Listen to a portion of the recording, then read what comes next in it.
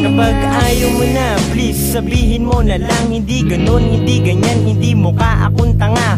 Wala na ba ang matatamis na pagsasama? Kaya agad-agad na relasyon ibinasura. Ganyan ba talaga pag nilalamig ka na? Kaya atat ka nang sumama sa iba. Kung yan ang gusto mo, hahayaan lang kita. Ayoko lang madagdagan aking nadarama kapag kasama kita. Sa iba ka nakatingin kapag kasama kita. Iba na ang iyong halik kapag kasama kita. Na para bang nalalamig kapag kasama kita. Iba na ang bukang bibig. Sige na please, hahayaan lang kita. Ayoko lang lumala ang aking nadarama. At ayoko din na ikaw pa ay mahirapan. Sa bandang huli, dalawang masasaktan.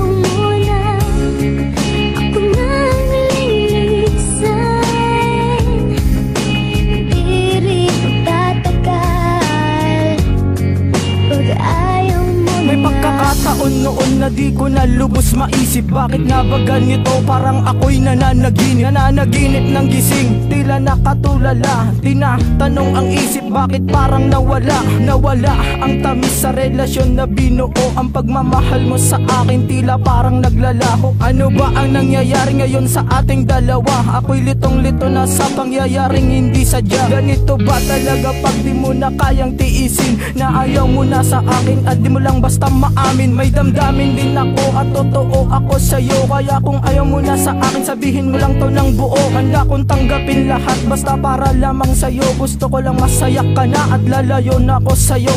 Tandaan mo lang na di ako nagkulang sa iyo. Minahal kita ng lubos, higit pa sa buhay kong to.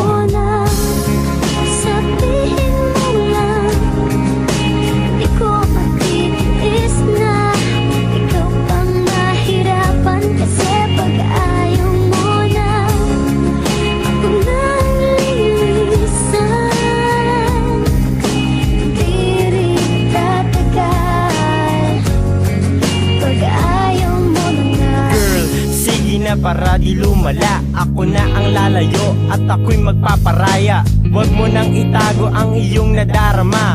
Nadadama ko din na nilalamig ka na. Pasensya kung ngayon ko lang naramdaman.